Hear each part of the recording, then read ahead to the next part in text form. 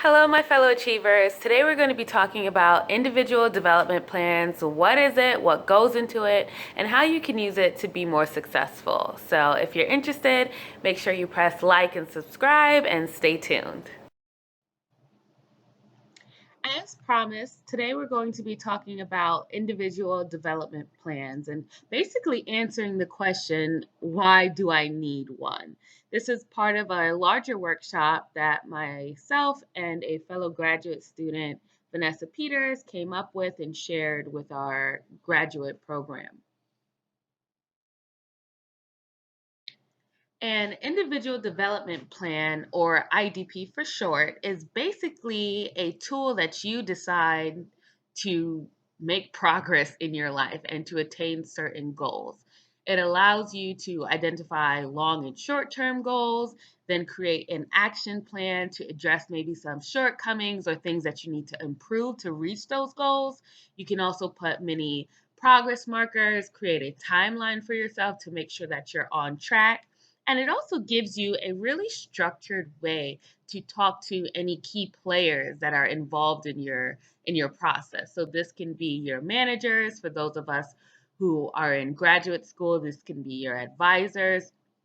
So an IDP is really your guide to success that you create yourself based on your interests, your skill sets, and even your values and what you want to accomplish in life.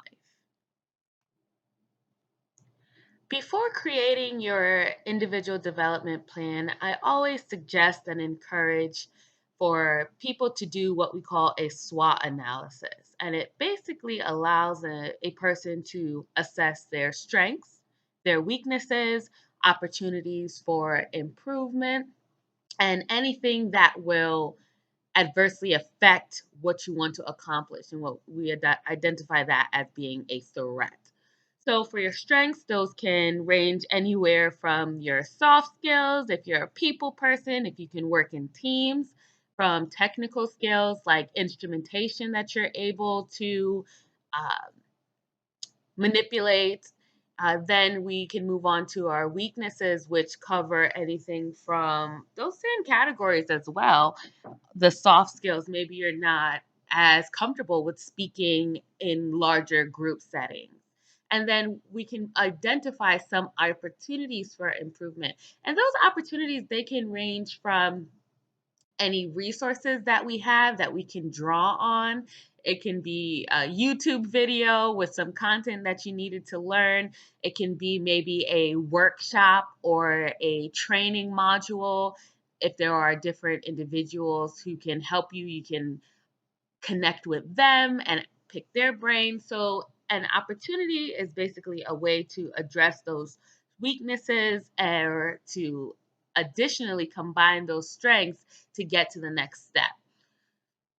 Some threats, some examples of threats, it can be your manager not seeing eye to eye with you. It can even be personal things such as you have a child and you have to figure out daycare simultaneously. So, a threat doesn't necessarily mean literally someone coming with an axe, but it can be anything that will prevent you from accomplishing your goals. So, before completing or embarking on creating your individual development plan, it's good for you to kind of assess and evaluate what your strengths are, what your weaknesses are, any opportunities to improve or get to the next level, and then really taking a hard look at some threats that you may be currently experiencing, you might experience in the future, and thinking about those things as you go on to create your IDP. Taking what we learned in our SWOT analysis, we can now apply it to IDP and some of the ingredients or questions that we need to ask ourselves before we create this document. So I always like to start with the passion part. What do I love doing?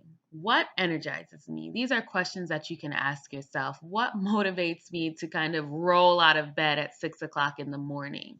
And this is really important because you need to have some type of motivation behind creating your guide to success or ladder to success. The next thing, Similar to our SWOT analysis is our strengths and our weaknesses. So, what am I great at? Where do I want to be? And then the better question is, what gap? How do I identify that gap? So you can ask yourself, what are the things that are important to learn or get better at? And what's really important here is that we're putting it in the context of an organizational need. So that can be if you are a an employee or if you are a graduate student, what are the requirements? What is in your job description? What is lacking that you need to address? So, for example, what does the organization need? I need to create an action plan that is going to allow me to provide a service, right? So, for the case of a graduate student, I really love doing research. I am great at technical writing, but the end game is to graduate, right? So maybe my important thing to learn or get better at would be to understand a particular instrument. And in the context of organizational needs, my graduate program requires me to publish X amount of papers. So that's an example of kind of drawing it all together for passion, competence, and organizational needs. So, within the context of an employee who is working maybe in the social work realm, their passion may be to really help individuals. What they're really great at is creating a safe space for their clients to really share their issues, and to make progress. Where they want to be is maybe a licensed clinician. And so, what's important for them is to get hours under a licensed clinical social worker so that they can attain their own license. And they have already identified a position or job description where their services, them now being a licensed clinical social worker, will actually be of use. So, kind of combining all of these things will pretty much ensure success.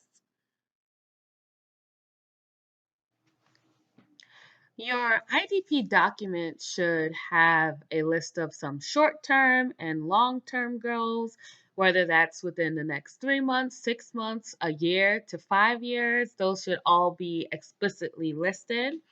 Then using the SWOT analysis that you did before starting your IDP, you can just plop in your strengths and your weaknesses, and especially taking a hard look at those weaknesses, making sure that you're going to be addressing them in the next step, which is to plan for your professional or academic growth.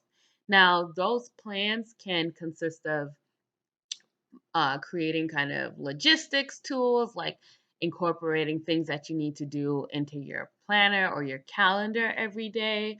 It could also be getting kind of a better look at what your time looks like. Are you being as efficient as possible with your time? Are you getting distracted during the day? It could also be you having kind of like a check in with someone else, whether that's your manager or a peer or a kind of a creating accountability system for yourself. And then it can also be kind of some strategic things like, okay, I want to learn XYZ within this particular timeline. I want to become proficient in this instrumentation. I want to have had at least 3 opportunities to practice my public speaking skills. Whatever it is that's on your kind of improvement list, you have to create a plan that you know will work for you and that you will be able to stick to accomplish your goal. And then the last thing, you don't explicitly have to write this down, but listing the key stakeholders in your process, and then also setting kind of a concrete, at least frequent meeting time with those key stakeholders so that you can get everybody on board and on the same page with your progress and your goals. And then lastly, make sure you act on it. The individual development plan is a living, breathing document. It should be continuously changing as you yourself develop and grow and kind of change the direction that you're going in. So have fun with it. An IDP can even consist of some more personal things. Like I want to learn how to cook. So whether that means I'm watching the cooking channel or I'm trying at least two recipes new every week, those are things that you can put. It's really just a tool for you to assess your shortcomings, identify your long and short term goals, and then really just strategize and make a plan to make that goal happen. So thanks for joining us.